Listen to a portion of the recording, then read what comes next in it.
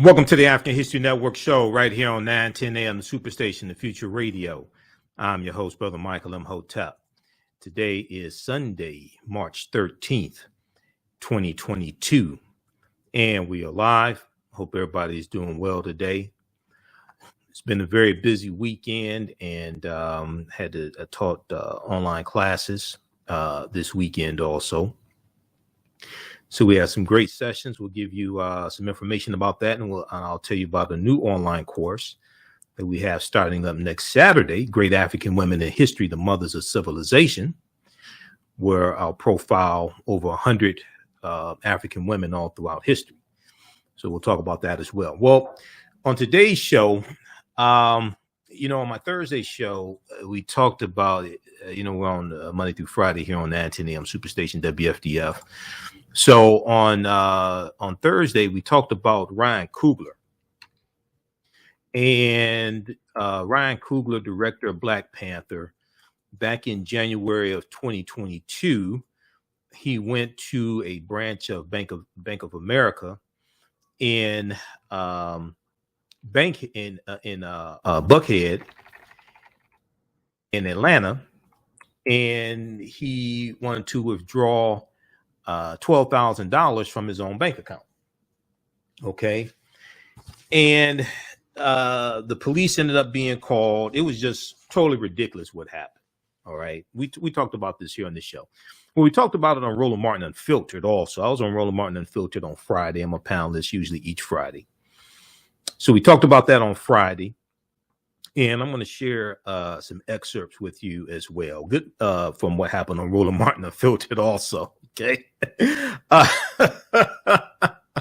But Good Morning America. I was doing more research on this story for today's show. Good Morning America has a really, really good segment. In the segment from Good Morning America, they actually show some of the bank employees. Now, the employees are African American. The branch manager, the woman who called the police on Ryan Coogler, they're African American. And, this really, really could have ended up being a terrible situation. Luckily, everything was handled to Ryan Coogler's satisfaction when Bank of America corporate got involved. But I'll let you hear what happened with that. Okay. So we're gonna talk about that. And then also Jussie Smollett. We talked about this on a Thursday show as well. We know Jussie Smollett was sentenced to 150 days in Cook County Jail. He got 30 months probation. The first 150 days he has to serve in Cook County Jail. So it's obvious that Judge James Lynn had it in for Jussie Smollett. Okay. So we talked about this on a Thursday show, but on Roland Martin Unfiltered, we also discussed it there. And Roland actually interviewed two of Jussie's brothers, and they're saying that he's totally innocent, et cetera, et cetera. Okay. You can believe what you want to believe. All right. I've said, we talked about this Friday. I think he did it, and I think he's going with the bit, but 150 days is ridiculous. He shouldn't do any time in jail. Okay. He shouldn't do any time in jail. I mean, 150 days is, I said this here on the show. I said this here on the show on Thursday. When you look at Judge Regina Chu, when she sentenced Kim Potter in killing Dante Wright, Judge Regina Chu had more sympathy for Kim Potter than Judge James Lynn had for Jussie Smollett. So it's obvious here. It's obvious. It really seemed. I watched everything live. Okay, I watched the sentencing live, and it seems like Judge James Lynn had some personal grievances with Jussie Smollett. Okay, it seemed really personal. So we'll discuss this here. I'll let you hear what happened on Roland Martin Unfiltered also. Okay. All right. So then also on today's show, I want to deal with, we're going to give you an update on what's going on in Ukraine. Okay. With the attack from Russia. All right. We'll give you an update on what's going on there. But also, we're going to look at a different perspective. Now, we talked about the plight of African students, okay, trying to get out. Students from Nigeria, students from Ghana, different things like this, right? But something that is talked about much less, and I've seen a few segments on this, Charles Blow on the Black News Channel, also Tiffany Cross on MSNBC. I've seen a few segments here and there. How does the Russia-Ukraine conflict affect African countries? How does the Russia-Ukraine conflict affect African countries? Okay, I'm going to share a segment with you that deals with this. There was also, so I've seen a few articles dealing with this as well. Okay. There was a piece from BBC News that dealt with this also, and I'll share that with you as well. Okay, so, and one of the things I've been looking at some different articles and some different news coverage, and one of the things that comes up is how conflicts in African countries don't get the amount of coverage, nearly anywhere near the amount of coverage that this Ukraine-Russia conflict is getting. Now, yes, this Ukraine-Russian conflict can trigger World War III. That is true, because there was bombing that happened overnight, and it was about 15 miles away from the Ukraine-Poland border.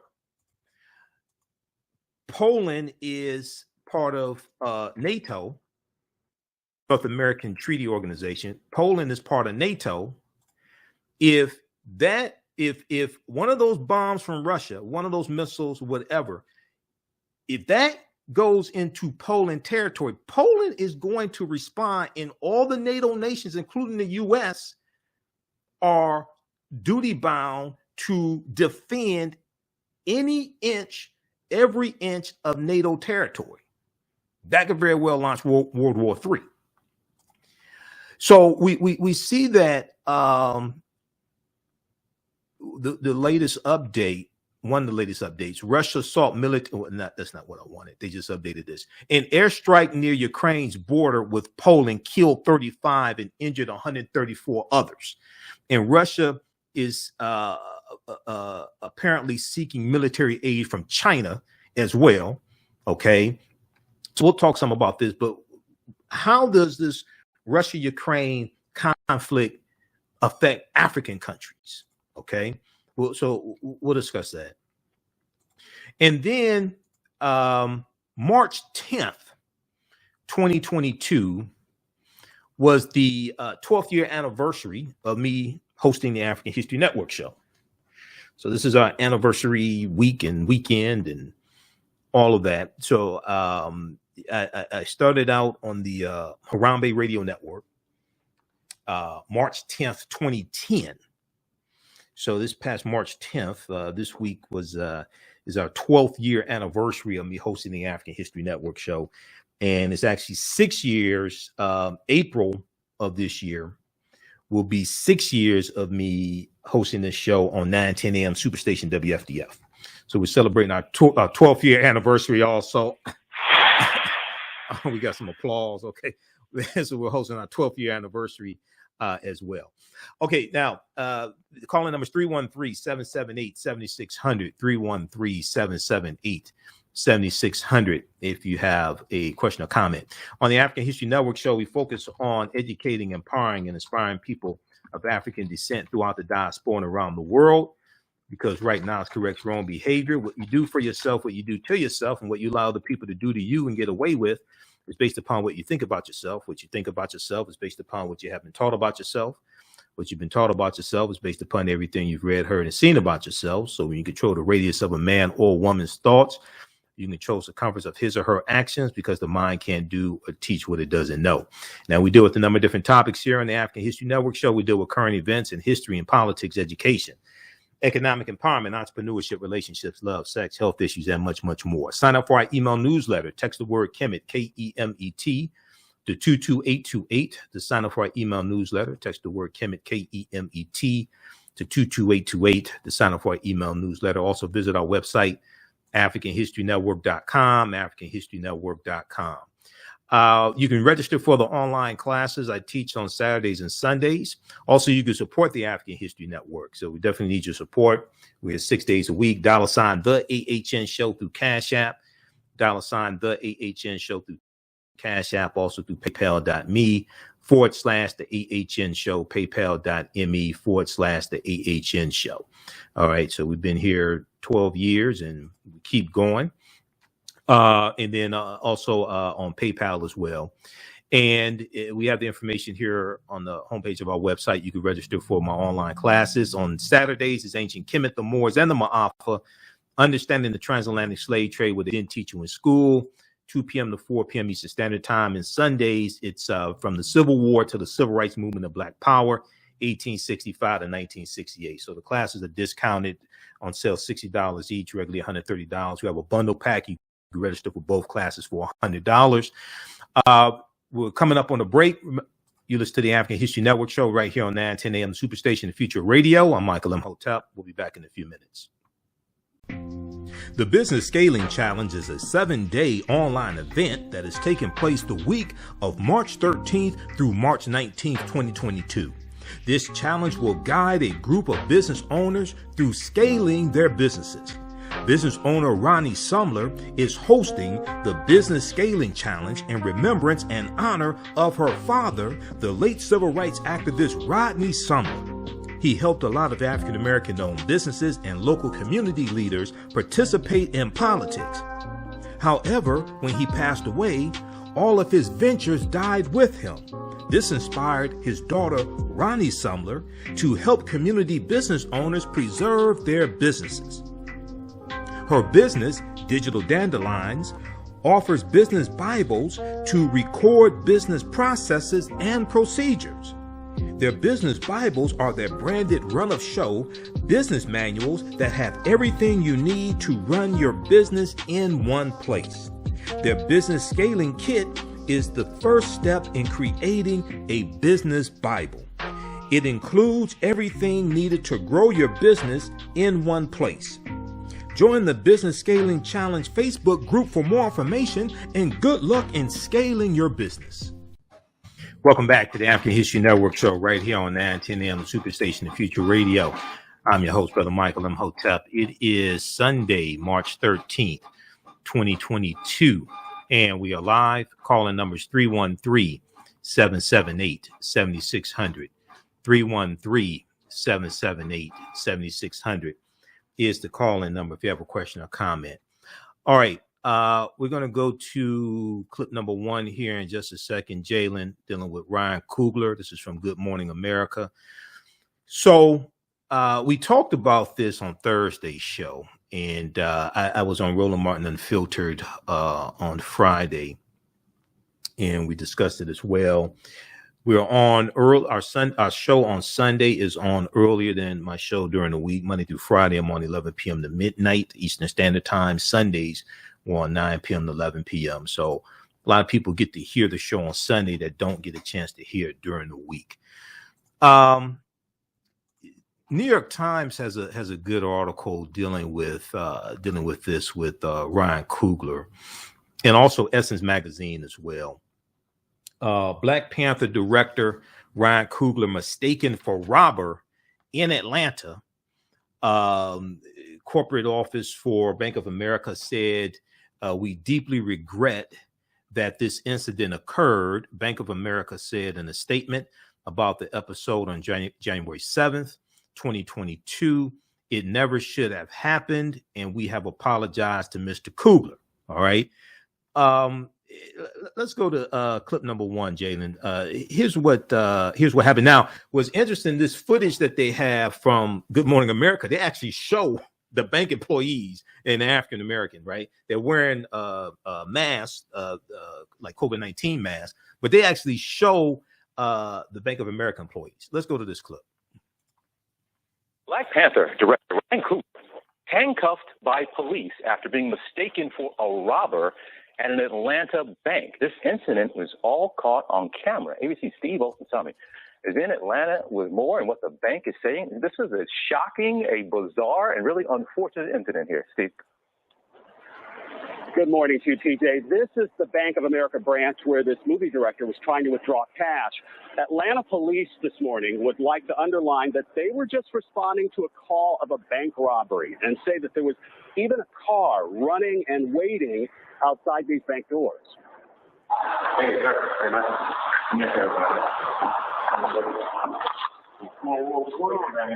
Bank of America this morning is saying that what you're seeing in this police body camera video should never have happened. You got weapons on you, buddy? I got nothing on me, bro. On January 7th, people working at one of their banks on the north end of Atlanta called police, saying that the man seen here in the green sweatshirt being put in handcuffs was trying to rob the bank, which wasn't true at all. If you run my name, you understand why you should bring out these cuts.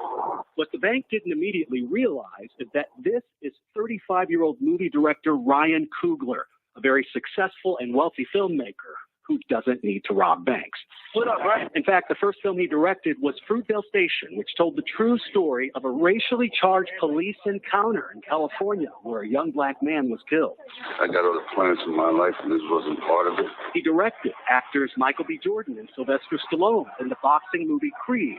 And in 2018, he broke box office records directing Black Panther for Disney, which remains the most profitable film ever with a black director. It's why he was here in Atlanta in January, filming the sequel to the film. The incident started when he walked into the bank fully masked with a black hat and sunglasses and gave the bank teller a withdrawal slip. On the back of the slip was this note obtained by TMZ saying, "I would like to withdraw $12,000 cash from my checking account. Please do the money count somewhere else. I'd like to be discreet." The bank teller and nearly every other person in this incident was also African American, but she didn't recognize that he was a famous Hollywood director. In the police videos, she tells officers that when she asked questions, he kept quietly pointing her to the note. He just kept pointing. He's like, "Look at the note." So I'm like, okay. And so I said, "Do you have your ID?" He did give me his ID. It was a California ID. But my stomach started turning. I'm like, okay, this seems odd. She also says he gave them his Bank of America account card, but they still called police. I have police en route. Can you see? Are you able to see if he's still there? I don't want to really turn the corner. When police came, they explained in their report that they determined this was a, quote, mistake by Bank of America and that Mr. Coogler was never in the wrong. He and the two people he was here with were released. I stated to the officer that arrested me that had that Glock out. Yeah. So I was putting money on my own account. I understand. We have to confirm that because of the seriousness of the call, we don't just come out, and unfortunately in a situation like that, you don't get the benefit of the doubt. We detain and then we ask questions later. In a statement, Bank of America says that we deeply regret that this incident occurred. We have apologized to Mr. Coogler. The director tells ABC News that Bank of America worked with me and addressed it to my satisfaction, and we have moved on. Banks often have thresholds for withdrawals that trigger warnings to managers, usually above $10,000. And police believe that that's one of the things that happened here. Guys? One of the things. All right. And again, it was important to note that he wasn't mistaken for somebody else who was the bank robber. They actually thought he was the bank robber trying to withdraw his own money. So, but he says he's okay with it. So yeah, he said that he had already resolved this with Bank of America, and he was good with it. All right. Okay, pause right there. Okay, so that was from Good Morning America. They covered that story, so they did a good job with that. So we talked about it on Roland Martin Unfiltered also. And so I had to edit some of this as well because of Roland's language. But we're going to go to that in just a second. Calling numbers 313-778-7600. 313-778-7600 is the calling number if you have a question or comment. So I want to look at this piece here from New York Times. So one of the things that's important to understand is there are certain checks that you need to do when you deal with people's ID and accounts, things like this. Apparently that didn't happen here. Bank of America has apologized to Director Ryan Coogler after he was assumed to be a bank robber and briefly handcuffed by the police while trying to withdraw money from a Bank of America branch in Atlanta in January 2022. It was in Buckhead, okay, in the Atlanta area. Now, Mr. Coogler, Ryan Coogler, best known for directing Black Panther, handed a teller a withdrawal slip on January 7th, asking for more than $10,000 with a note on the back asking her to be discreet when handing him the cash, according to a police report. Now, Ryan Coogler also had his California state ID as well as his Bank of America card when he approached the teller. Both Ryan Coogler and the teller are African American. So is apparently the branch manager is as well. The teller, quote unquote, received an alert from Ryan Coogler's account and quickly advised her manager that he was trying to rob the bank branch in the Buckhead section of Atlanta, the report states. Okay. Now, also in the article from Essence Magazine, it says that at the time, the woman who is African American was pregnant as well. Okay, so let's go to this clip here from Roland Martin Unfiltered, Jalen. Clip number 2. Because she freaked out, and frankly, she saw a black man asking for 12 grand, and she immediately thought he's a robber. Yeah. And I don't know if the manager's white or black, but that's a dumbass manager as well. Because if I was a manager, I would have said, can you let me see the note? And I probably would have said, hey, fool, it says withdraw out of cash out of my account. Did he put a PIN number in? Yeah. Did he show his license? Yeah. Did his license match the information on the screen? Yeah. What your dumb ass coming to my office for? No, they call a cop and that man could have got shot.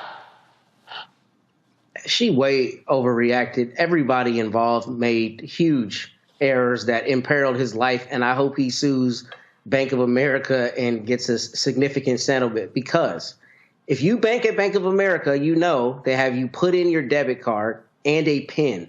He provided a driver's license. All she had to do was ask him to remove his sunglasses and open his mask. And she could see that's the same person that correlates to the driver's license, that correlates to the information on the screen. And if you notice, what did the 911 dispatcher say? She said, so wait, you didn't verify his information, but she still sent 2 cops. Why doesn't she say, just go get your manager and verify his information? I don't understand why the dispatcher even sent police officers to respond to this. And beyond that, why the police officer didn't just say, hey, man, we got a call. Understand you're wearing sunglasses and a mask. It's a pandemic. Just show us that you're the same person on the driver's license. He shouldn't have to do that after he's already followed Bank of America's policies to, bring up his account. But going to their guns is just absurd. It's absurd. He shouldn't have to be outside explaining himself, particularly when he's as high profile as he is. He did what any person would do wanting to withdraw a substantial sum of money. What I'm trying to understand is, where does it state in police procedures, Michael, that you get called and when you arrive, you have there is no information. There is zero information that says that this man is a threat. So why are you... Pick this up on the other side of the break. Listen to the African History Network show right here on 910 AM Superstation, the Future Radio. Calling numbers 313-778-7600, 7600 is the call-in number if you have a question or comment. And we're celebrating our 12th year anniversary of broadcasting the African History Network show as well. All right, we'll be back in a few minutes. The work that I do is larger than the fashion industry. It's larger than the art world. And I believe that I was born to bring newness into this world.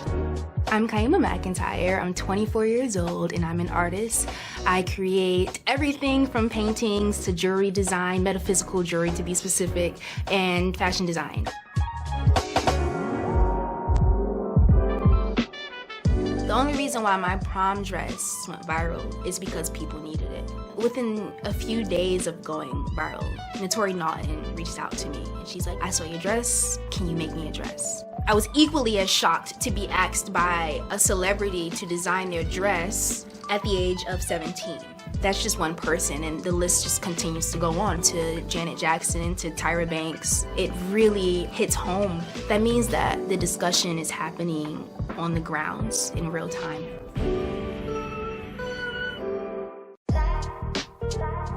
STEM Forward, helping our community find their place in the emerging fields of science, technology, engineering, and mathematics. Join us for our monthly live stream on our website, stemforwardedu.org. Watch, subscribe, share.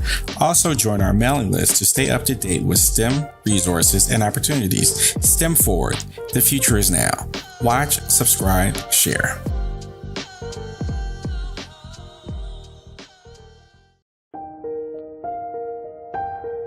What does self-care mean to you? To us, it's an opportunity to reconnect with nature. A chance to create something remarkable. At Sage and Elm Apothecary, our handcrafted skincare and household products immerse you in Earth's sweetest nectar, connecting you to nature in a way you never imagined.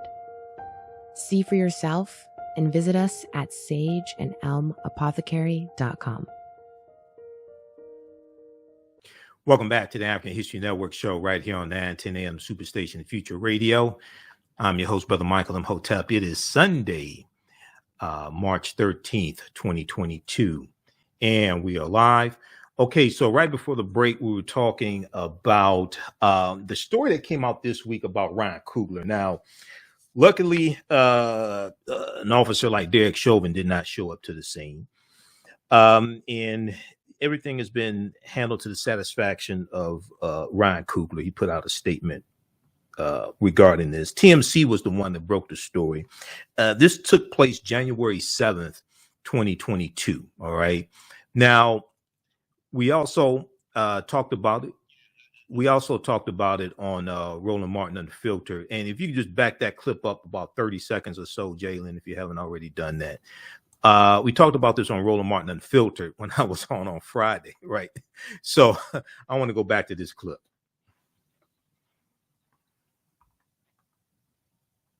And when you arrive, you have there is no information. There is zero information that says that this man is a threat.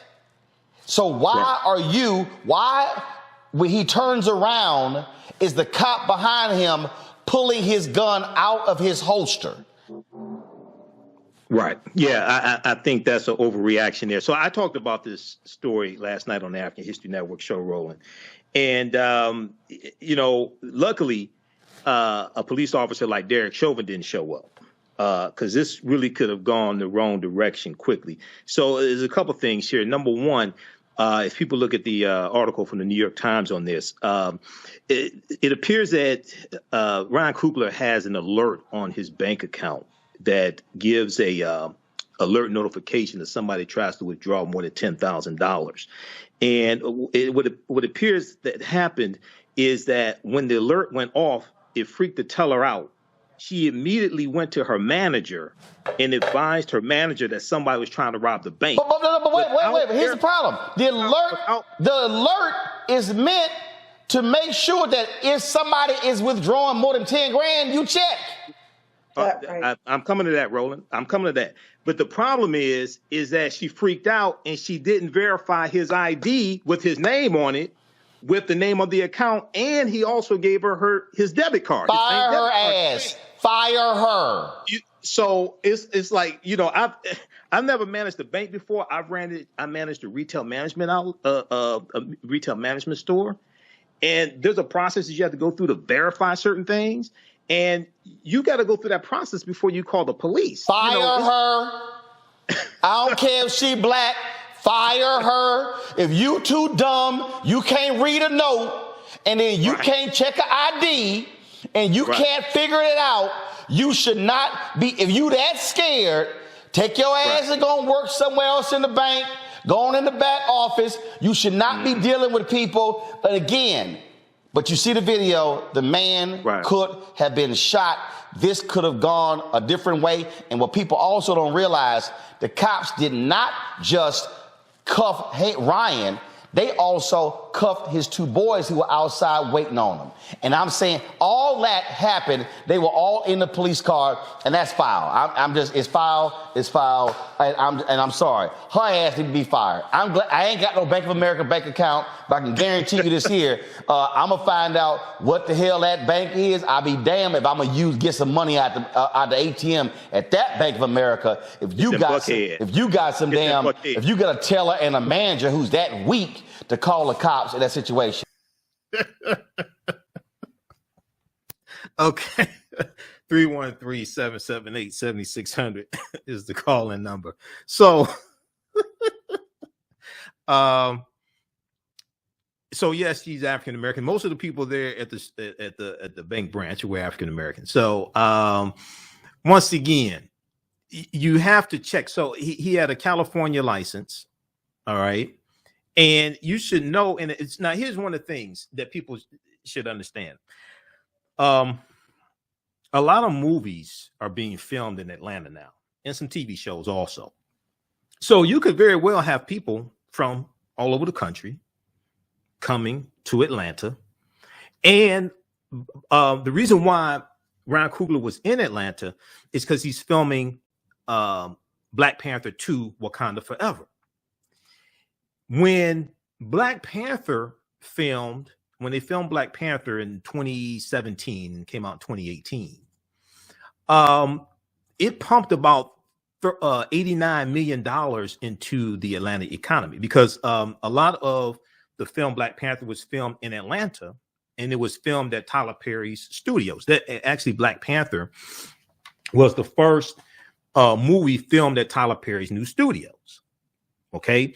And they're filming Black Panther 2 in Atlanta also. So, you know, they should be on alert that, look, it's going to be a lot of people who are going to be in town, and they could be from all over the country. They should be on alert for that. There was an article from, which outlet was this? That talked about this because I did a lot of research on the film Black Panther for the lectures that I did on it. Okay. And there was I'm trying to pull this article up here. They want to play an ad. There was an article from deadline.com that dealt with Black Panther generates $89.3 million for Georgia economy. Okay. This is from February 7th, 2018. I don't know how many people saw this. If you've been watching the African History Network show, you know, we've been on for 12 years. We've been watching the African History Network show. You know, we talked about this here on this show because we deal with real substance. This one here, they've got this, I guess they're trying to make money. They got this ad that stays on the screen for 14 seconds before you can go to what it is you want. February 7th, 2018. Black Panther generates $89.3 million for Georgia economy. Okay. And most of the movie took place, was filmed in Atlanta. And they talked about 3,000. If you look at this here, okay. Black Panther continues to do amazing things. Hold on, let me see. Black Panther continues to do amazing things. During a special screening of the movie, MPAA chairman and CEO Charles Rivkin highlighted the contributions of the Marvel Studios production, the Marvel Studios production of the movie Black Panther made to Georgia, as it generated $83.9 million for the state's economy. Okay, so they were mainly in Atlanta because Tyler Perry studios are in Atlanta. They were filming at his studios. The event was a community screening of the highly anticipated superhero movie for the film's local crew. Rivkin also pointed out that the film contributed over $26.5 million in wages to more than 3,100 workers across Georgia. The film Black Panther, there's a lot of black people who made money from the film Black Panther. I know it was dumbass memes floating around saying black people didn't make no money off of Black Panther. No, you didn't make any money off of Black Panther. That's what it was. How did you position yourself? We found out in 2016 that the movie was coming out. Actually, before then, to go back to about 2014. Those black people that made money off the movie Black Panther, one of them was Tyler Perry. The movie was filmed at his studios. How did you position yourself to make money off the film and you knew it was coming?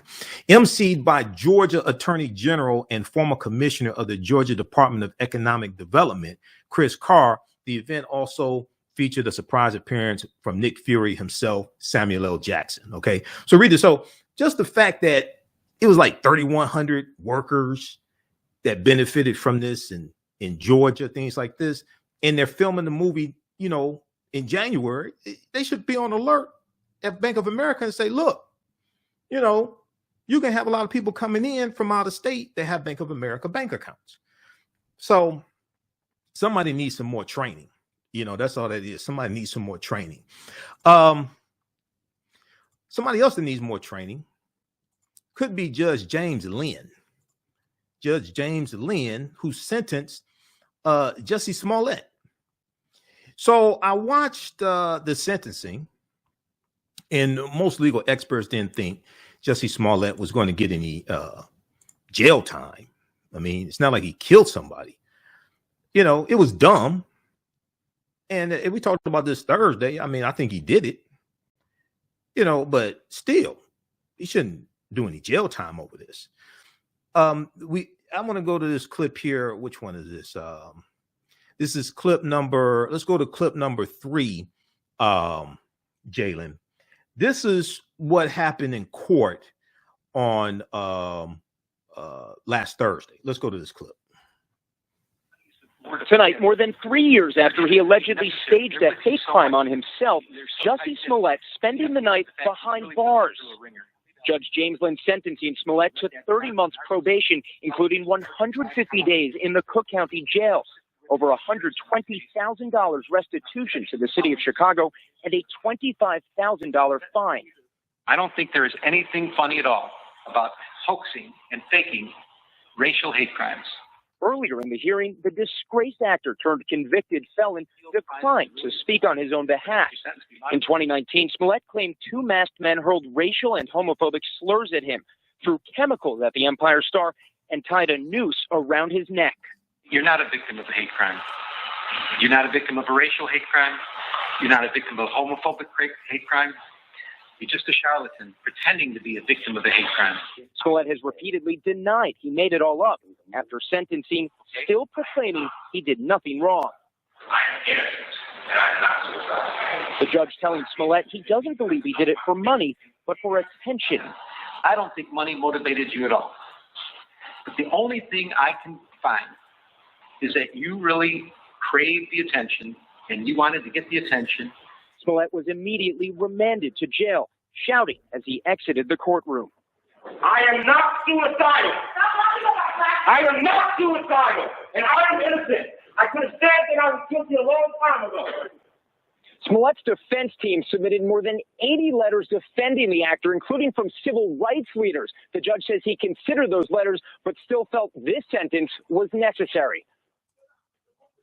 All right, we'll pick this up on the other side of the break. Also, this was crazy right here, because when I watched the judge, it took him about 40 minutes to sentence him, and you can tell he had, it was personal for the judge. It seemed like he really has something against Jussie Smollett. We'll deal with this on the other side of the break. Listen to the African History Network show. I'm Michael Imhotep. We'll be back in a few minutes. The Business Scaling Challenge is a 7-day online event that is taking place the week of March 13th through March 19th, 2022. This challenge will guide a group of business owners through scaling their businesses. Business owner Ronnie Sumler is hosting the Business Scaling Challenge in remembrance and honor of her father, the late civil rights activist Rodney Sumler. He helped a lot of African-American owned businesses and local community leaders participate in politics. However, when he passed away, all of his ventures died with him. This inspired his daughter, Ronnie Sumler, to help community business owners preserve their businesses. Her business, Digital Dandelions, offers business Bibles to record business processes and procedures. Their business Bibles are their branded run-of-show business manuals that have everything you need to run your business in one place. Their business scaling kit is the first step in creating a business Bible. It includes everything needed to grow your business in one place. Join the Business Scaling Challenge Facebook group for more information, and good luck in scaling your business. iRedify is a Black-owned digital platform that showcases Black and Brown cultures and people. The books on the platform are written by African-American authors, Afro-Caribbean authors, African authors, and so much more. Kids 14 and under can read ebooks, listen to audiobooks, and complete learning activities. Kids can even write in the books digitally. Get unlimited access to everything on the platform for only $8.99 a month at iRedify.com. Sign up for your membership today. Welcome back to the African History Network show right here on 910 AM Superstation Future Radio. I'm your host, Brother Michael Imhotep. It is Sunday, March 13th, 2022, and we are live. All right, be sure to register for the online class I teach, online classes I teach on Saturdays and Sundays. Ancient Kemet, the Moors, and the Maafa, understanding the transatlantic slave trade, what they didn't teach you in school, and from the Civil War to the Civil Rights Movement and Black Power, 1865 to 1968. And we also have a new class starting up on Saturday, March 19th, 12 noon to 2 p.m. Eastern Standard Time. And that is Great African Women in History, the Mothers of Civilization. So it's 2 consecutive Saturdays. It's a total of 4 hours.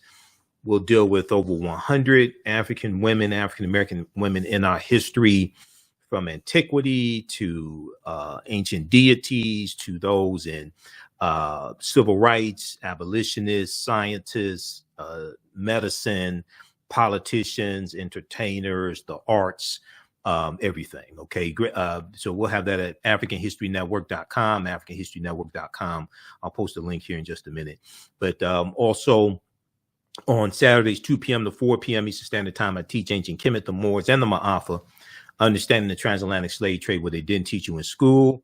And on Sundays, from the Civil War to the Civil Rights Movement and Black Power, 1865 to 1968. So we deal with thousands of years of history. We deal with what leads up to the transatlantic slave trade taking place as well. So the class is on sale, $60, regularly $130. And I'm going to update, I'm going to refresh the screen here. The class is on sale, $60, regularly $130. We have a bundle pack where you can register for both classes for $100 also. So that's at AfricanHistoryNetwork.com. And then a new class, Great African Women in History, the Mothers of Civilization. You'll be able to register for that there as well. If you've taken any of my classes in the past, email me at TheAHNShow at AfricanHistoryNetwork.com. You'll get 50% off on the two courses. Okay, so we have those here. All right, I want to go back to the story dealing with Jussie Smollett. So I talked about this on Thursday show because it happened Thursday, which was March 10th. And it seemed like, is there anything left in that clip? Is there more to that clip that we were playing, Jalen? Okay, we finished the clip. All right. So I'm going to go to clip number 4 here in just a second. If we look at the article here from NBC News, I think it's the one from NBC News that I want to look at. There was also a good one from BuzzFeed News as well. We'll probably look at the one from BuzzFeed News here. So now, regardless of what you think, whether he did it or whether he was attacked by the Osundawa brothers, or whether it was two mysterious white guys that haven't been caught that attacked him. Okay, regardless of what you think, getting 150 days in Cook County Jail and nobody was hurt. I mean, the only person that was hurt was Jussie Smollett, really. After Jussie Smollett sentenced to 150 days in jail, thousands in fines for falsely reporting a hate crime, This is from the Washington Post from March 10th, 2022. After Jussie Smollett was sentenced to 150 days in Cook County Jail for staging and falsely reporting to police that he was the victim of a hate crime in Chicago. The former Empire star, 39 years old, was found guilty on 5 of 6 charges of disorderly conduct in December, nearly 3 years after the incident. Cook County Judge James Lynn, who's a white male, for those that don't know, also sentenced Jussie Smollett to 30 months of felony probation, ordered him to pay $120,106 in restitution to the city of Chicago, as well as a fine of $25,000. Okay, so he did all that, and on top of all that, he gave him the first 150 days or the 30 days on probation. He was serving in the Cook County Jail. Now, while on probation, Judge James Lynn said Jussie Smollett will be allowed to travel outside of Illinois due to the nature of his job. Smollett, who declined to speak before receiving his sentence, loudly repeated after the fact that he was not suicidal and warned that if anything happens to him in jail, it was not self-inflicted. Let's go to clip number 4, Jalen.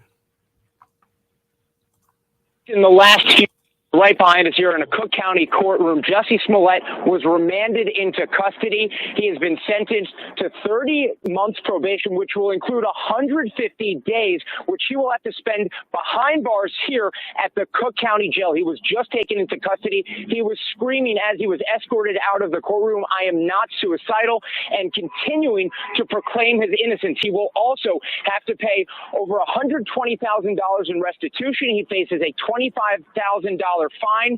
And again, he is now going to be spending the night, as of now, behind bars in the Cook County Jail. We want to show you now what has unfolded over the last several hours here today. Court's in session.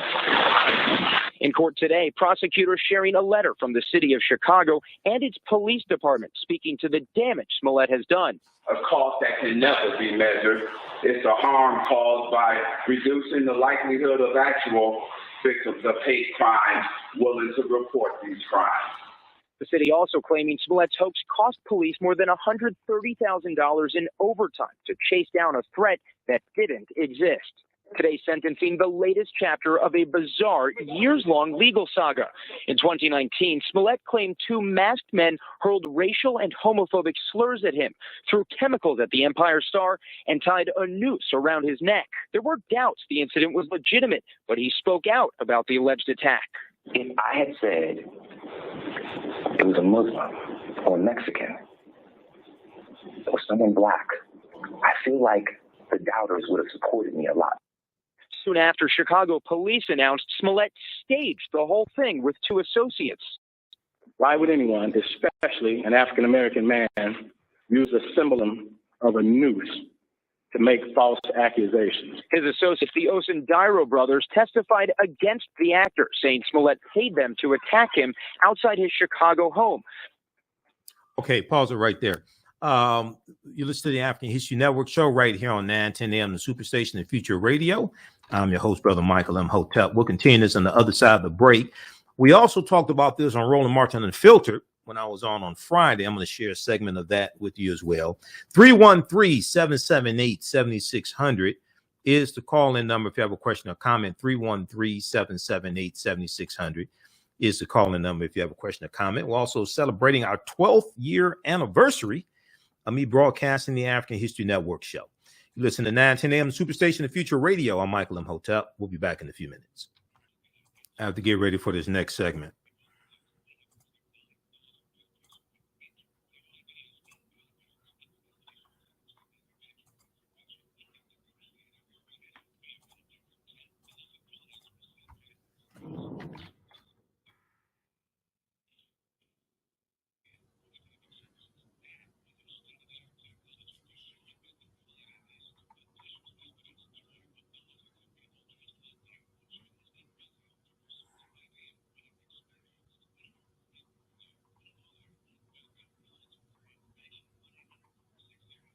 Mental health and well-being have long been a taboo subject in the so-called African American community.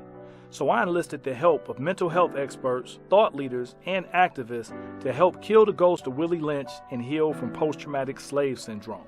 We experience trauma a lot of times on a subconscious level. So sometimes something happens to us and we know that it's traumatizing, but we don't really recognize the extent of the trauma. Jeanette Davis is a well-established author with 6 published books. Black Survival in White America from Past History to the Next Century was published in 1995, and it delves into the history of African Americans before slavery up to contemporary times. The Great Divide Between Blacks and Whites was released in 2008, and her autobiography, Black Just Like My Mama, was published in 2010. Soulful Journey, The Business of Beings, was released in December 2021, and her 2 latest books, Echoes from the Heart, Love Throws Poetry, and Master Being Human, were both published in January of 2022. Jeanette Davis' writings delve deeply into the psyche of Black people from ancient to contemporary times. She cuts no corners and leaves no stones unturned in relating truth, letting the chips fall where they may on both African and European doorsteps. Order Jeanette Davis's books today at Amazon.com. Search for Jeanette Davis and get to know her work today. Welcome back to the African History Network show right here on 910 AM, the Superstation and Future Radio. I'm your host, Brother Michael Imhotep. It is Sunday, March 13th, 2022, and we are live. All right, Jalen, let's go back to that clip. We're talking about Jussie Smollett and what happened in court on Thursday, March 10th. All right, and when after he was sentenced, he said that he was not suicidal, etc. Let's go back to that clip, Jalen. Smallett testified there was no hoax. The jury convicted him. Smollett's defense submitted over 80 letters in support of leniency. Today, his older brother and 92-year-old grandmother speaking directly to the judge. Jussie does not have malice or hatred toward anyone, and it is truly unfortunate that his reputation has received so many negative connotations. I ask you, the judge, not to send him to prison. If you do, send me along with him. And Jesse Kurtz back with us live from Chicago. Jesse, you mentioned that there was an outburst from Smallett as he was led away. Tell me more about that. Yeah, so I want to read to you his final words as he was escorted out of the courtroom by the justice officials. I am not suicidal. I am not suicidal, and I am innocent. I could have said that I was guilty a long time ago, and this is significant, Gabe, for multiple reasons. First off, earlier in the proceeding, Smallett was asked directly by the judge if he wanted to say anything. Smallett's legal team had said he was not going to make any comments alluding to the possibility of an appeal, and Smallett declined to speak earlier. And also, the judge, as well as the prosecution, had been pointing out that because Smallett has been convicted, he essentially perjured himself when he testified in court, saying that there was no hoax. And again, Smollett's final words as he was escorted out of the courtroom, convicted and now sentenced to time behind bars, were that he was still innocent. Gabe? And Jesse, I'm being told that we now have part of that outburst. Let's play it. So I would just like to say, Your Honor, that I am not suicidal. That's what I was saying. Okay. I am not suicidal. Okay. I am not suicidal. I am innocent, and I am not suicidal.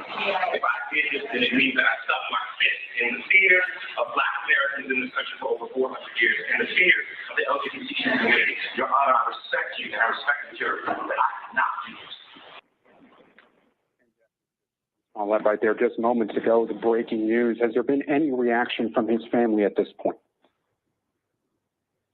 We do expect to hear from his defense attorney outside of the courtroom. Now the proceedings are wrapping up, and you could tell as we were watching things unfolding there in the courtroom, Gabe, that his defense team was trying to get the judge to allow that jail time to be suspended for the time being.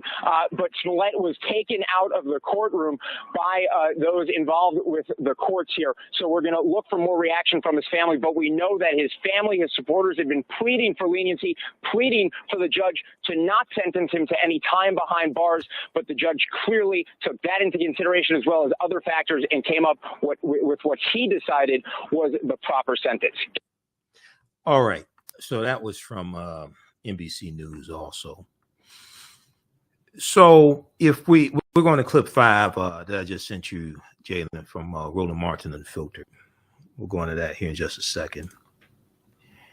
So his sister, Jussie Smollett, is asking for him to be freed. This piece from March 12th from Deadline.com. Jussie Smollett calls for Cook County to hashtag free Jussie, following brother Jussie Smollett's Thursday sentencing. Okay, so you can check that out. Actress Jussie Smollett has called for Cook County to free hashtag free Jussie on the heels of her brother Jussie Smollett's Thursday sentencing to 150 days. She posted on Instagram, Black Americans are incarcerated in state prisons at nearly 5 times the rate of white Americans. Jussie is innocent. She's his younger sister. Yeah, I follow her on Instagram, so I saw the post before this article came out. She went on to say, and you don't have to believe in his innocence to believe he should be free. Okay, right? Because that's true. That's good that she added that in there. That's true. Yeah, he should not be in jail. That's a 4th level felony. Nobody was hurt. It's not like he beat somebody up, anything like that. Okay, so read the rest of this here. Then, okay, so let's go to this clip here. This is from, let me cue this up here. This is from Roland Martin Unfiltered on Friday. Now, Roland interviewed 2 of Jussie Smollett's brothers. All right. You can watch that yourself at Roland Martin on Facebook and YouTube. That's from March 11th. Friday. Watch the Friday, March 11th show, 2022. You can watch that. Let's go to this clip, Roland, because Roland comes to me. I'm on the panel and we discuss what's taking place. Let's go to this clip. And that is the right thing to do. Now, if it turns out that it's untrue, you still acted in good faith. And I don't think people will penalize folks for trying to do the right thing. Michael, the thing that's, again, interesting, it was very interesting to see that letter that Kim Foxx dropped, stating her position. And frankly, she should. I mean, that was an assault on her office, their integrity, and what she was elected to do by the voters of Cook County and re-elected. Absolutely. And once again, Roland, we've seen an attack on progressive prosecutors across the country. I actually read the letter that Kim Foxx wrote that's in the Chicago Sun-Times. And we have seen attacks, whether it's in St. Louis, whether it's Marilyn Mosby in Baltimore, et cetera. But as Kim Foxx lays out in this letter, prosecutors have a lot of discretion that they can utilize, number one. Number two, there are hundreds of cases where you have very low-level felonies that, people pay a fine, they do community service. This was, Jussie had forfeited his $10,000 bond. He was going to do 2 days community service, and this was going to be over with. But it seemed like the police department and maybe some higher ups in Chicago didn't want to let this go. Then Superintendent Eddie Johnson went on Good Morning America, and I think that was after Jussie Smollett went on Good Morning America. Jussie Smollett did go on Good Morning America as well. But if you sit back and say you don't live in Chicago, you sit back and you look at this, you say, wait a second, this is all over somebody who allegedly set up a hoax on himself. It's not like he killed somebody, okay? Because I watched your broadcast live yesterday, Roland, with the Judge James Lynn, when he's giving his sentencing. And after he went on 25, 30 minutes, I was like, did I miss the sentencing? And then he kept going. And if you compare that to Judge Regina Chu in sentencing Kim Potter, Judge Regina Chu had more sympathy for Kim Potter, who killed Daunte Wright and did not provide any medical assistance for Daunte Wright, and he dies, than Judge James Lynn had for Jussie Smollett. So it seemed like it was personal. It seemed like there was excessive, but also Judge James Lynn is an elected official, and he can be voted out of office next time he's up for re-election.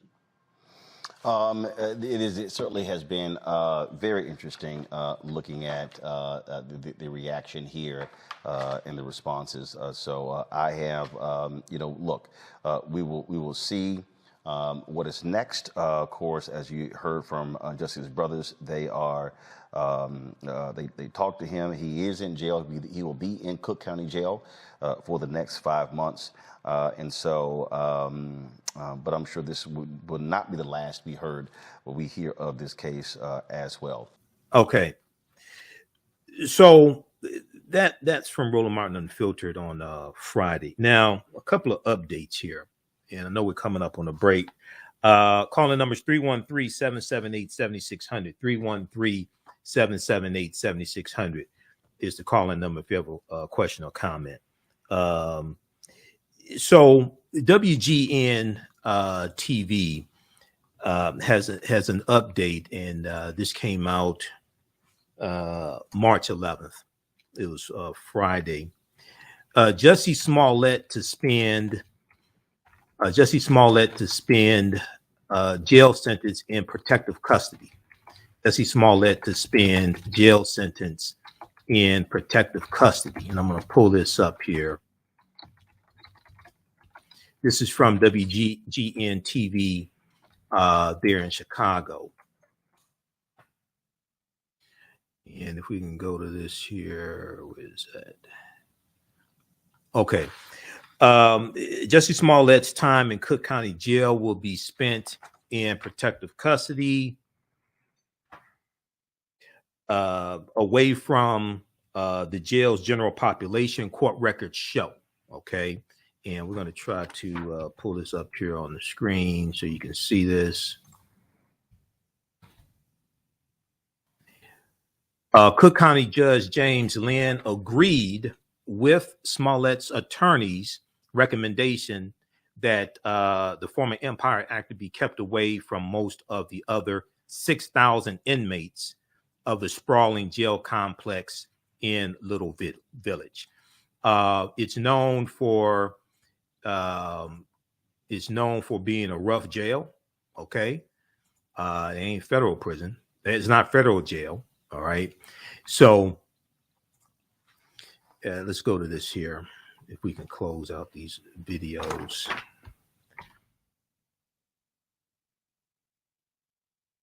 All right, let's continue. So the order granting protective custody was entered shortly after Judge James Lynn sentenced Jussie Smollett to 150 days for lying to police about a phony, racist, and homophobic hate crime. They found him guilty. He orchestrated on himself in January 2019. So he's been ordered to pay the city $120,000 in restitution, also a $25,000 fine. Jussie Smollett's sentence is eligible for day-for-day credit. His sentence is eligible for day-for-day credit, meaning he could spend 75 days behind bars before he's released. He could spend, his sentence is eligible for day-for-day credit, meaning Jussie Smollett could spend 75 days behind bars before he's released. Lawyers for Jussie vowed to appeal the ruling that has put the former Empire actor behind bars.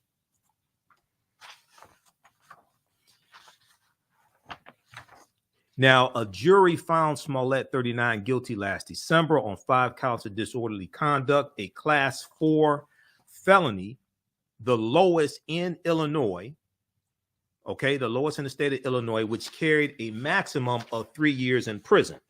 But he has no priors, so he shouldn't go to jail for being stupid. I mean, he shouldn't go to jail for this. Before announcing the sentence, James Lynn credited Jussie Smollett for his past charitable work, but said another side of the actor is quote profoundly arrogant and selfish and narcissistic, end quote. The judge went too far. All that wasn't necessary. All that wasn't necessary. Okay, so read the rest of this here. This is WGN Channel 9 in Chicago. Jussie Smollett will be held in protective custody. Okay. I mentioned the op-ed article that Cook County Prosecutor Kim Foxx wrote for the Chicago Sun-Times. We're going to take a look at that when we come back from the break. We talked about it on Roland Martin Unfiltered. We're going to take a look at that because I read it.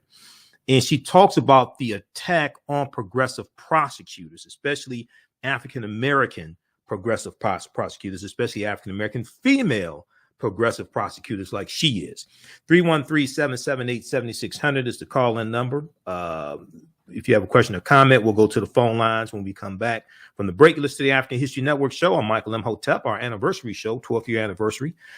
9:10 a.m. Superstation WFDF. We'll be back in a few minutes. Abundant Capital Group is a real estate investment company with over 20 years of experience in real estate. They specialize in 2 areas of real estate. 1, they solve real estate problems with creative financing solutions that give the seller the most money for their property.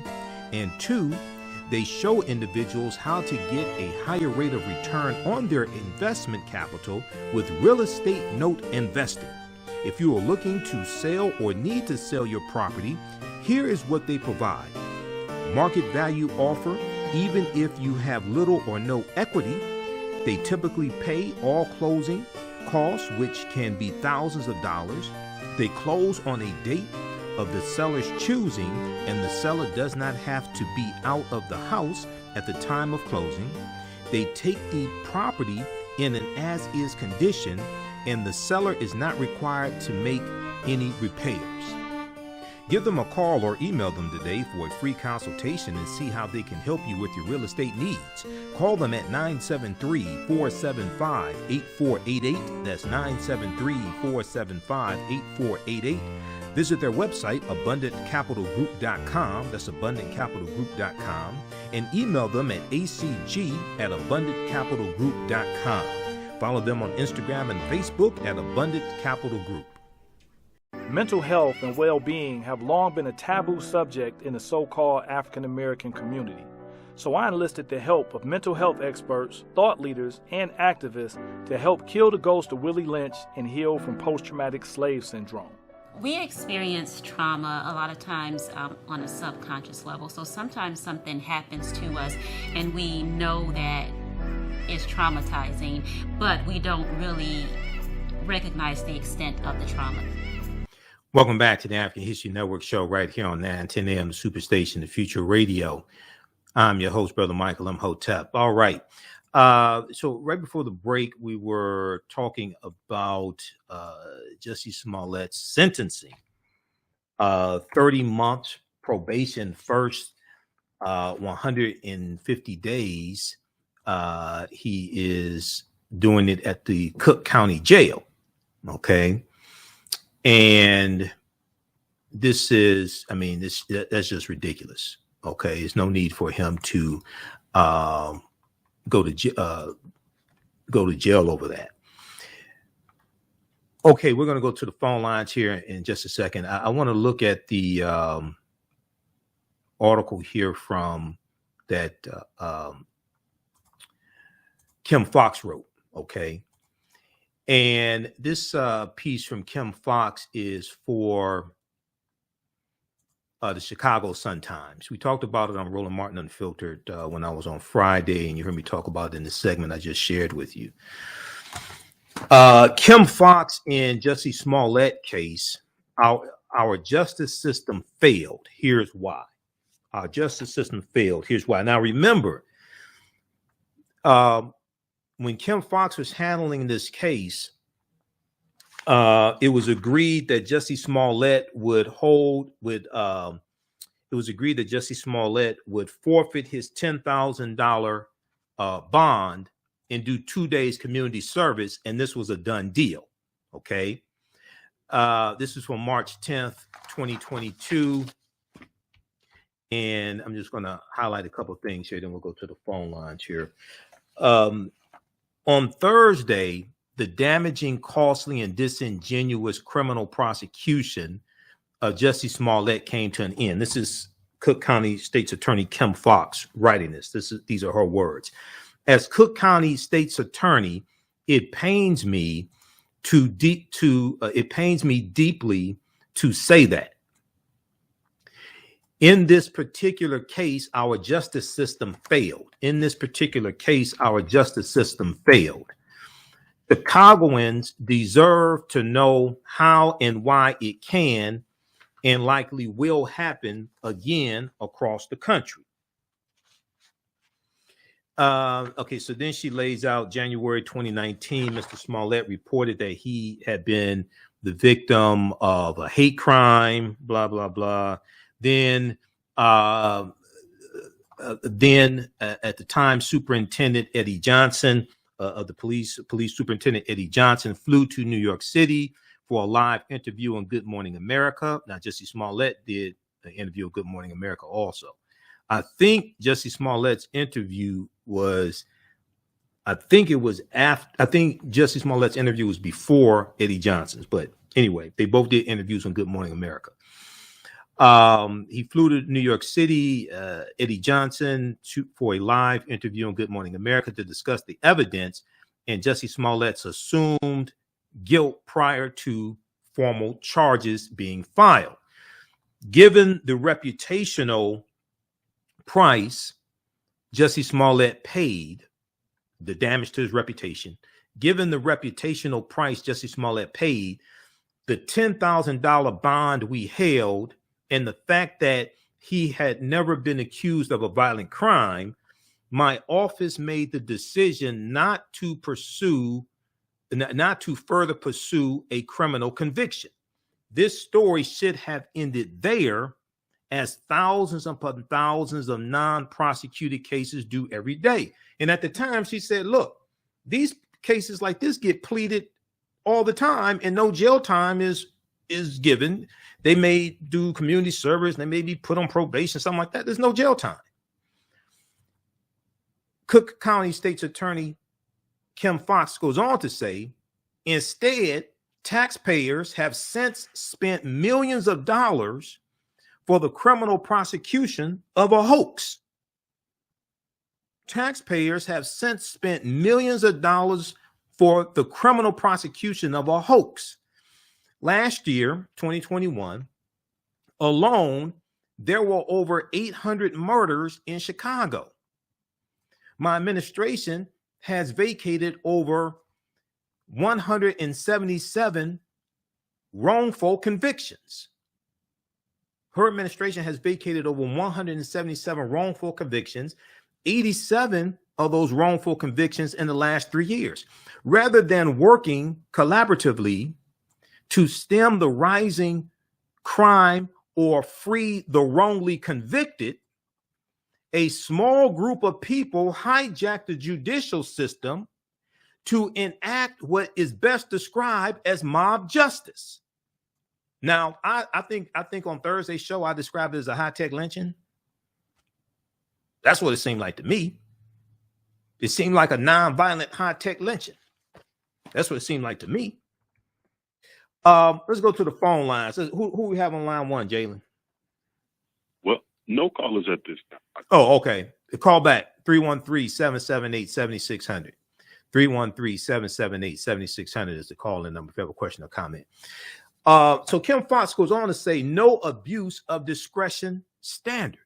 No abuse of discretion standard. And she talks about how prosecutors have a lot of discretion that they can exercise. But when they're black, all of a sudden, it's a problem unless they let cops get off, like Daniel Cameron in Kentucky with the officers who were involved in Breonna Taylor being killed. And we know today is the anniversary of Breonna Taylor being killed, March 13th, 2020. So Kim Foxx, Cook County State's attorney, elected by the people, a progressive prosecutor, she goes on to say, sadly, these tactics are becoming common. Black women elected prosecutors around the country have faced the same mob mentality. Black women elected prosecutors around the country have faced the same mob mentality. In Boston, the district attorney, Rachel Rollins, chose not to prosecute 36 people arrested for peacefully protesting a discriminatory charade called the Straight Pride Parade. Okay, so they weren't like doing like the January 6th insurrectionists. A lot of those domestic terrorists, all of them weren't domestic terrorists. Some of them just walked in the building, walked around, looked around, walked out, didn't hurt anybody. Others were domestic terrorists. Okay, well, these people, these 36 protesters, they didn't do that. They were just protesting, peacefully protesting. In an attempted end run around District Attorney Rachel Rollins' prosecutorial discretion, a crusading municipal court judge pursued charges anyway and was stopped only by the Massachusetts Supreme Court. So what we see here now, in this case here with Jussie Smollett, this was a done deal with Cook County State's attorney Kim Foxx, but then a special prosecutor was brought in to take a second look at the case, and then they brought charges against Jussie Smollett after it was a done deal by the black prosecutor. In St. Louis, opponents of Circuit Attorney Kim Gardner, we talked about Kim Gardner here on the show before. In St. Louis, opponents of Circuit Attorney Kim Gardner are working to revoke her law license as retribution for her decision to prosecute former Missouri Governor Eric Greitens, who was accused of taking nude photographs of a woman he had tied up. Charges against former Missouri Governor Eric Greitens was eventually dropped. In Jussie Smollett's case, the mob was relentless, organized, and effective. In Jussie Smollett's case, the mob was relentless, organized, and effective. A judge appointed a special prosecutor with an unlimited budget to reopen the investigation into a nonviolent Hollywood actor, a nonviolent Black gay Hollywood actor. A complete disregard for the discretion that prosecutors must have to be effective and independent. As a former prosecutor, Daniel Webb, who's the special prosecutor brought in, as a former prosecutor, Daniel Webb knows that prosecutors have that power, and more importantly, knows there is no abuse of discretion. More importantly, she says that Daniel Webb, a former prosecutor, knows that there is no abuse of discretion standard here in this case. In fact, the Supreme Court has recognized the wide discretion of prosecutors, and that courts should defer to the original prosecutorial decision. The U.S. Supreme Court has recognized the wide discretion of prosecutors like Kim Foxx, and that courts should defer to the original prosecutorial decision. Now, Special Prosecutor Daniel Webb knows this and could refer to his friend Bill Barr's own remarks. Bill Barr, Donald Trump's second attorney general. Just because we don't like the outcome should not mean we bully prosecutors and circumvent the judicial process to get it changed. Jussie Smollett was indicted, tried, and convicted by a kangaroo prosecution in a matter of months. This is Cook County State's Attorney Kimberly Foxx calling the prosecution of Jussie Smollett a kangaroo prosecution. Meanwhile, the families of more than 50 Black women murdered in Chicago over the last 20 years await justice. We'll continue this on the other side of the break. You listen to the African History Network show right here on 910 AM, the Superstation, the Future Radio. This is our 12th year anniversary. This is the type of shows we've been having for 12 years. You listen to 910 AM Superstation WFDF. I'm Michael Imhotep. We'll be back in a few minutes. The Business Scaling Challenge is a 7-day online event that is taking place the week of March 13th through March 19th, 2022. This challenge will guide a group of business owners through scaling their businesses. Business owner Ronnie Sumler is hosting the Business Scaling Challenge in remembrance and honor of her father, the late civil rights activist Rodney Sumler. He helped a lot of African-American owned businesses and local community leaders participate in politics. However, when he passed away, all of his ventures died with him. This inspired his daughter, Ronnie Sumler, to help community business owners preserve their businesses.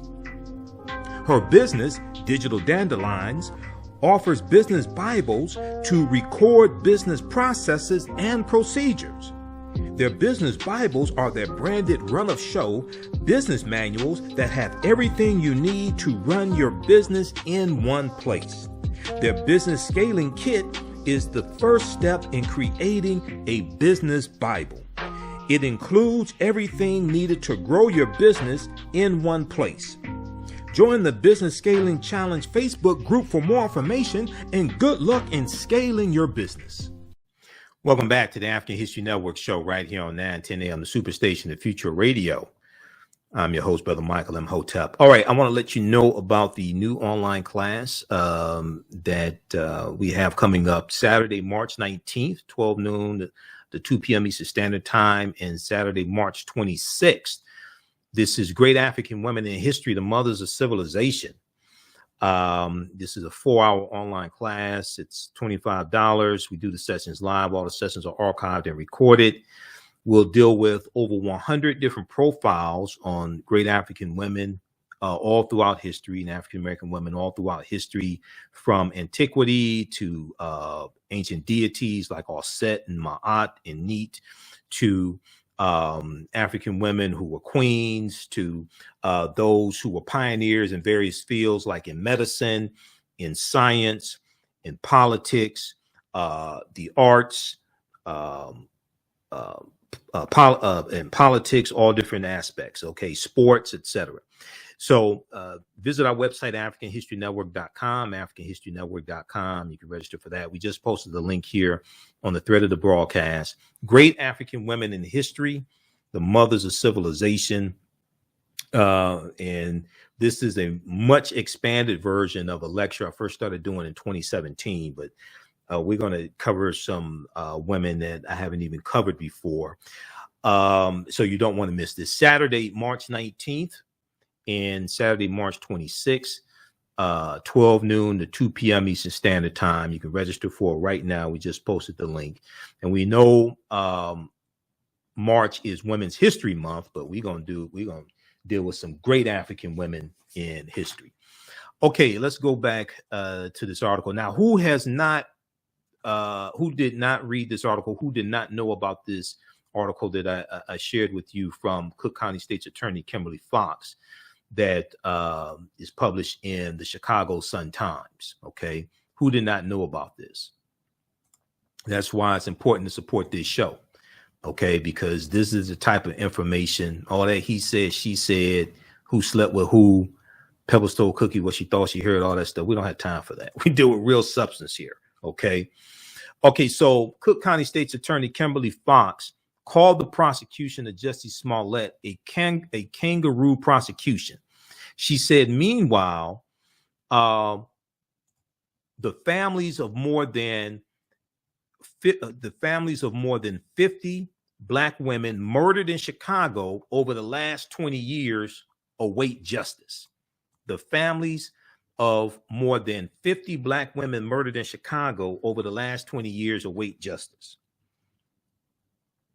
Along with the way the same special prosecutor pursued a targeted, predetermined investigation of my involvement with the case, knowing I had done nothing wrong, but that objecting to the process would be painted as guilt.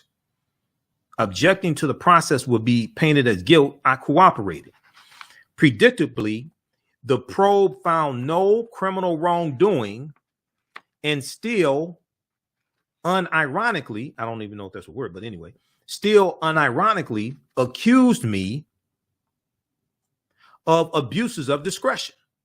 So she's saying the probe that they did into her handling of the Jussie Smollett case found no criminal wrongdoing, but they still accused her of abuses of discretion. It's a playbook attack and marginalize anyone fighting to create a more just system, one that recognizes the rule of law. What is most frustrating is that my cooperation in a process I knew was illegitimate sets a precedent that can be weaponized against progressive prosecutors determined to break the cycle of inevitable outcomes. Further, I worry it will serve as a deterrent to the next generation of prosecutors eager to fight for critical reforms. Anyone interested in an equitable system of justice should be worried too. So this is Cook County State's Attorney Kimberly Foxx. This is published in the Chicago Sun-Times. Kim Foxx, in Jussie Smollett case, our justice system failed. Here's how and why. The tactics used are becoming common when cases involve progressive prosecutors. I worry it will serve as a deterrent to the next generation of prosecutors eager to fight for critical reforms. Okay, so check this out also. All right, now, 313-778-7600 is the call-in number if you have a question or comment. Okay,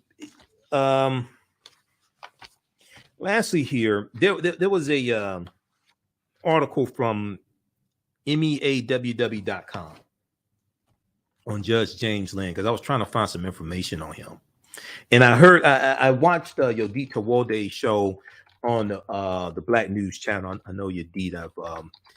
I've interviewed her before when I used to guest host Roland Martin's nationally syndicated radio show. She has Making the Case on the Black News Channel, and I saw her panel that she had on dealing with the sentencing of Jussie Smollett.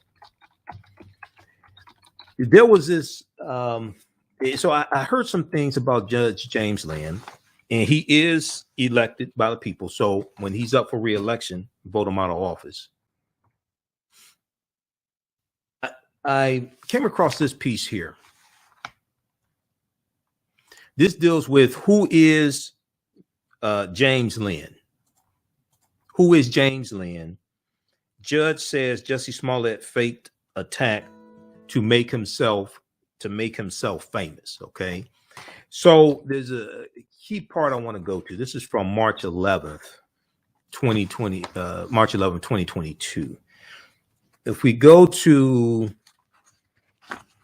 this was page 3. No, I want to go to page 5. Who was the judge in Jussie Smollett's sentencing? Okay, right here.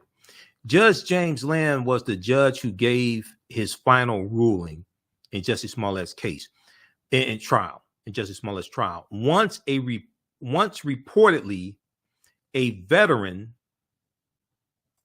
the Cook County judge had conducted more bench trials for sex cases than any judge in Cook County.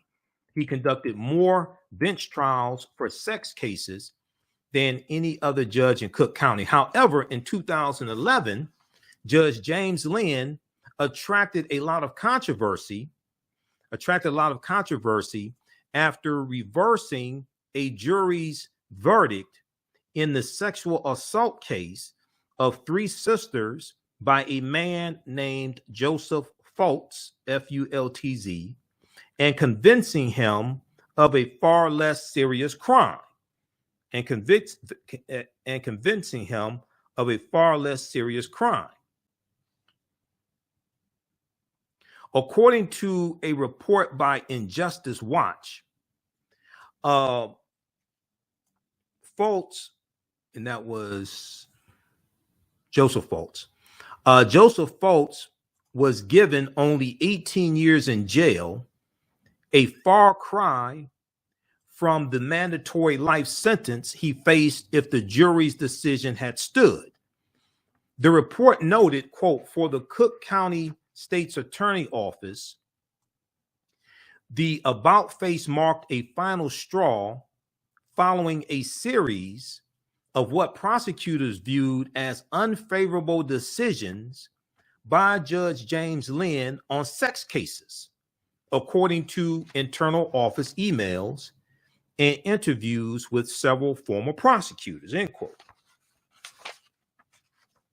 So it's going to be interesting to see what happens with this case when Jussie Smollett's attorneys appeal.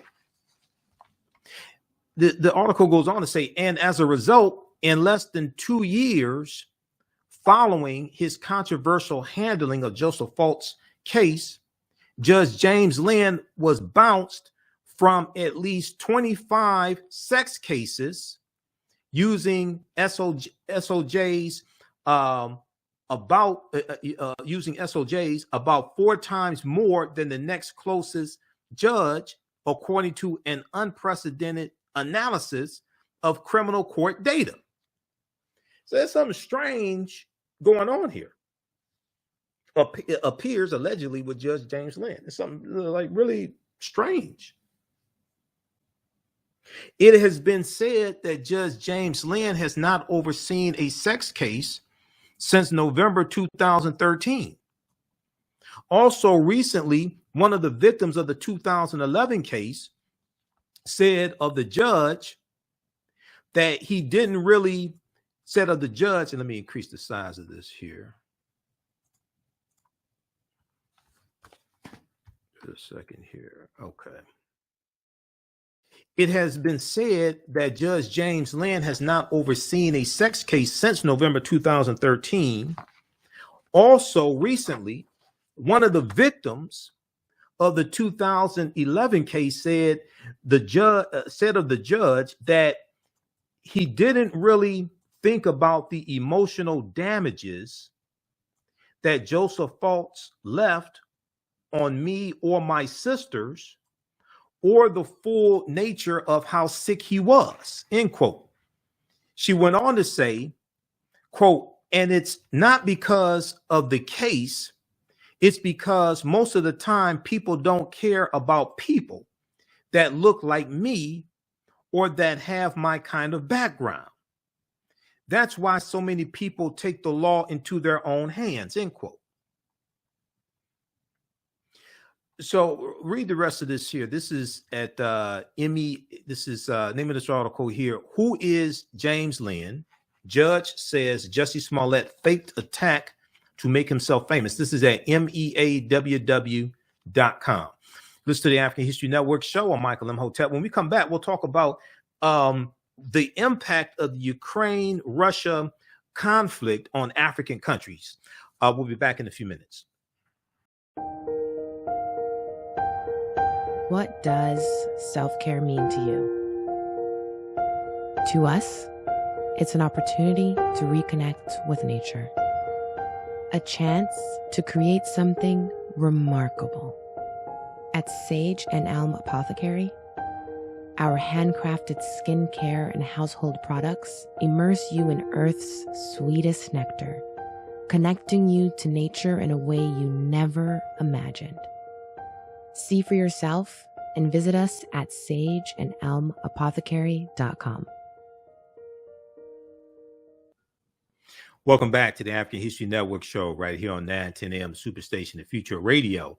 I'm your host, Brother Michael Imhotep. This is our anniversary show, 12th year anniversary. Started broadcasting the African History Network show on March 10th, 2022. So we're celebrating our anniversary this weekend and this week. Started out on the Harambe Radio Network, and then shortly after that went to Blog Talk Radio, and still have the Blog Talk Radio account. We still upload the audio podcasts of our shows to Blog Talk Radio. So when you go to our website, AfricanHistoryNetwork.com, and we have the information towards the top of the page about the radio show and me broadcasting here on 910 AM Superstation WFDF. You can click on the link that says listen to podcasts. It takes you to our Blog Talk Radio show, blogtalkradio.com/the African History Network show. We have over 1,000 audio podcasts of my shows going back to 2010. We're also on the iHeartRadio app. Download the iHeartRadio app to your smartphone. Search for the African History Network show, and we have about 300 of my audio podcasts there. Also, you can listen to 910 AM Superstation WFDF through the iHeartRadio app if you're outside of Michigan, outside of Detroit. And then I started on 910 AM Superstation WFDF in January of 2016 on Steve Hood's show, the morning show. We know Steve passed away last year. Cancer is a friend of mine. And then I started my show, the African History Network show, on 910 AM in April of 2016. So April 2022 would be 6 years of me doing the show here. It'll be 6 years me doing the show here on this station, but 12 years in total. So thanks for the support over the years, everybody. This ain't easy, and I never really planned to be on radio. I was just trying to share information with people. I didn't know I'd be on this for 12 years. If I knew it'd be this hard, if I knew this work would be this hard, I don't know if I would have done it. But anyway, let's go to the phone lines. Let's go to Rich on line one. Hey, Rich, welcome to the African History Network show. Thanks for holding. Tell us where you're calling from. Michael, Rich had no patience. Oh, okay. All right. We have a lot of callers that call in. So, you call back tomorrow night, Rich. Okay. So I want to go to this next clip here. this Charles Blow, some of the stuff he has is nonsense on Black News Channel, but he does have some good content every now and then. So there was a segment that he did dealing with the impact that the Ukraine-Russia crisis is having on African countries. Let's go to that clip, Jalen. Oh, you know what? I should have told you. Cue it up. Start at about the 2-minute mark. Just start up at about the 2-minute mark. We'll come to that in just a second. Also, people, take a look at this. There's an article that I want you to look at. We'll probably talk about this on Monday's show. Now, Monday through Friday, we're on 11 p.m. to midnight Eastern Standard Time. We rebroadcast these shows throughout the day on our social media platforms, also the African History Network on Facebook and Michael Imhotep on YouTube. There was a good article from the BBC that deals with viewpoint of Ukraine, why African wars get different treatment. Okay, let's go to that clip, Jalen. The governments in Libya and Central African Republic against insurgencies. Also, Russian forces have aided in human rights abuses in the region, the UN said, though Russia denies all of this. As Putin becomes increasingly isolated, experts say he may try to bolster Russia's relationship with countries in Africa. Kenya, however, was one of the African countries that voted to condemn Russia's invasion. The ambassador to Kenya drew on the history of colonialism to condemn the actions. Joining me now to discuss, Imani Shears, associate professor at George Washington University, and joining me by phone is Clarence Hussein, professor of political science at Howard University. Professor Shears, I want to start with you. I mean, I think it may come as a surprise to people that it's not very clear. It's much more complicated. There's an entanglement between Russia, and to some degree also Ukraine, and many countries on the continent of Africa. Can you expound on what we just discussed in the intro about why those entanglements exist and to what degree they kind of hamper African countries from, well, at least about half of them, from coming on board with condemning this action by Russia? Yes, sir, Mr. Blow. Thank you so much for having me on this evening. It is critical, the relationship between Russia and African nations in particular is long and in-depth. And what we're seeing right now is a relationship between imperialism and colonialism. So you have African nations that are really looking at the situation in Ukraine and deciding, is this a fight we want to get into? How are we looking at the relationship between our best interests and this global, truly global conflict? And we're seeing that reality is most African nations are really trying to bide their time. They're looking at the fact that with their own countries and with their own struggles and crises and conflicts, whether it be with inflation, whether it be with famine. In the intro, you talked about the Horn of Africa and the conflicts that are currently exacerbated there. You talked about Kenya. We look at countries like Nigeria, South Africa, even the Democratic Republic of Congo. And it's really a strategic move. How do these governments position themselves to make truly what can be a power play? There is clearly a humanitarian crisis occurring at the moment, but we're also talking about nations that have had humanitarian crisis, years of war and strife, and the global community have not come to their aid. So it's truly a moment in time and a moment in history where we're seeing that these conflicts, and this particular conflict with Russia and Ukraine and how it's playing on the continent, and it has to be a strategic power play. All right. Hey, pause it right there, Jalen, because we're running out of time. We'll talk about this more on Monday's show. Okay. And that was from the March 9th edition of Charles Blow's show on the Black News Channel. That was Professor Imani Shears from George Washington University, Associate Professor Imani Shears.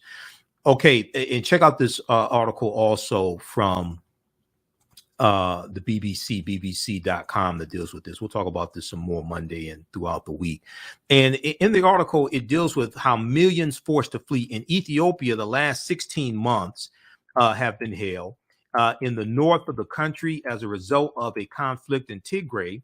More than 2 million people have been forced from their homes. In addition, hundreds of thousands face starvation, and the government has been accused of blocking deliveries of aid and essential medicine, something it denies. Then it goes on and talks about what else? It talks about Tunisia. It talks about Cameroon, and it talks about these different conflicts and displacement of people in different African nations, coups that have taken place. There's been about 6 coups in the past 18 months. This gets very little attention from mainstream media. They may do one story on it, but when I watch MSNBC, they act like Ukraine is the only story taking place right now.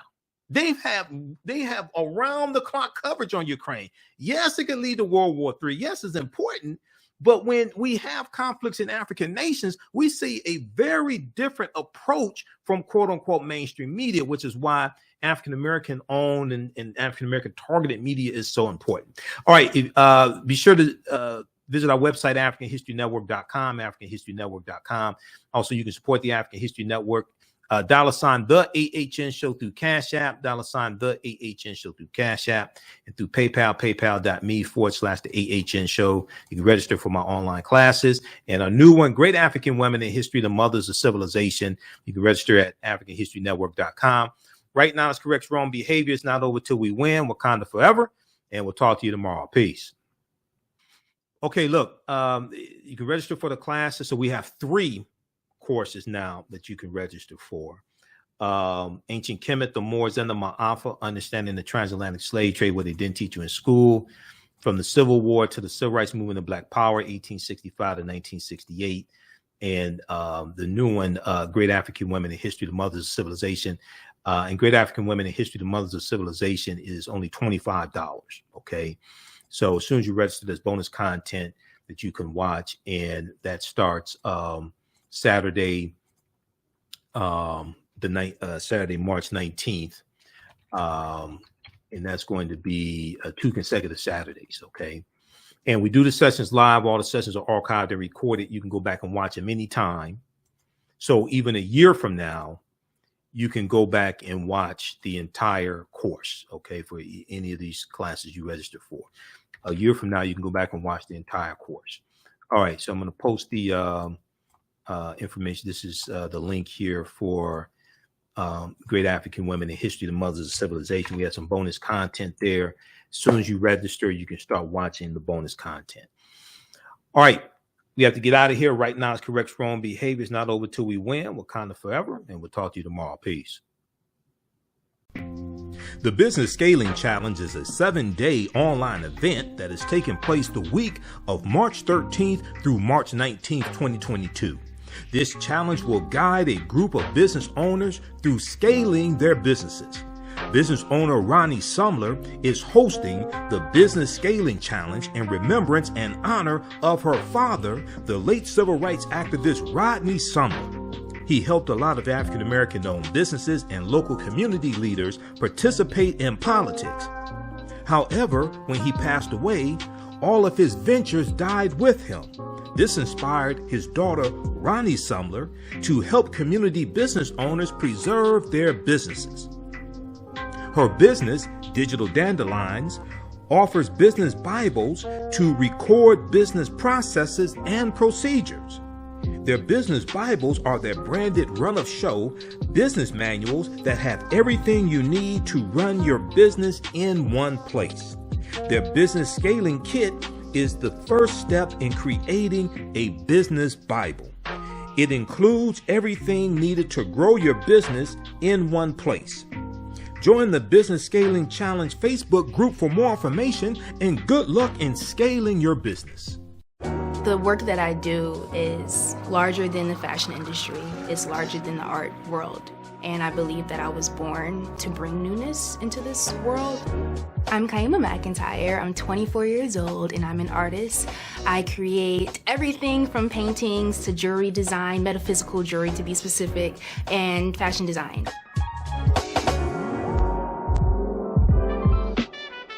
The only reason why my prom dress went viral is because people needed it. Within a few days of going viral, Notori Naughton reached out to me and she's like, I saw your dress, can you make me a dress? I was equally as shocked to be asked by a celebrity to design their dress at the age of 17. That's just one person, and the list just continues to go on to Janet Jackson, to Tyra Banks. It really hits home. That means that the discussion is happening on the grounds in real time.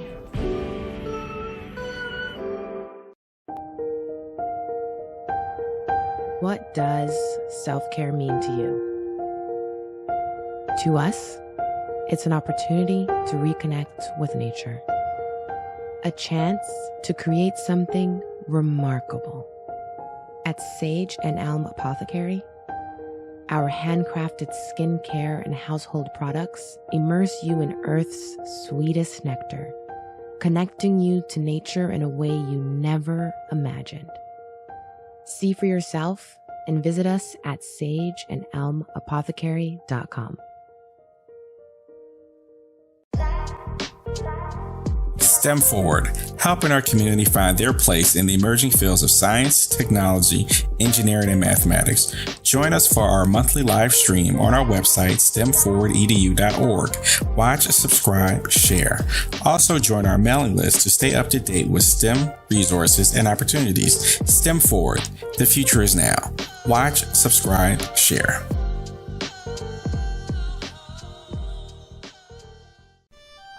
Abundant Capital Group is a real estate investment company with over 20 years of experience in real estate.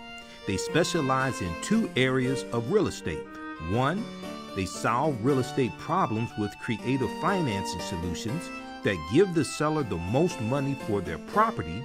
And two, they show individuals how to get a higher rate of return on their investment capital with real estate note investing. If you are looking to sell or need to sell your property, here is what they provide. Market value offer, even if you have little or no equity. They typically pay all closing costs, which can be thousands of dollars. They close on a date of the seller's choosing, and the seller does not have to be out of the house at the time of closing. They take the property in an as-is condition, and the seller is not required to make any repairs. Give them a call or email them today for a free consultation and see how they can help you with your real estate needs. Call them at 973-475-8488. That's 973-475-8488. Visit their website, abundantcapitalgroup.com. That's abundantcapitalgroup.com. And email them at acg@abundantcapitalgroup.com. Follow them on Instagram and Facebook